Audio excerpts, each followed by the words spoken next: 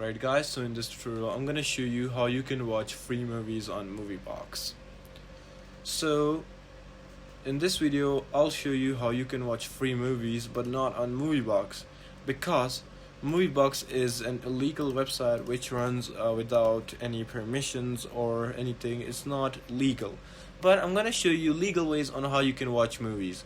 So if you're in the region of Canada, US, or somewhere north, you can use Chubby TV. Chubby TV is basically a free streaming service for northern areas, and you can watch any type of movies or streaming services on Chubby TV, and it's very good. You can also go for YouTube movies. You can purchase the movies or watch the movies with ads. So you can buy or rent movies or shows, and you can directly legally watch it for free on YouTube. It's available on some regions, so if it's not available for you, you cannot watch it. But the final is Prime Video. You can use Freevee. You can just use it on Fire TV, Android TV, Apple TV, and all those listed devices.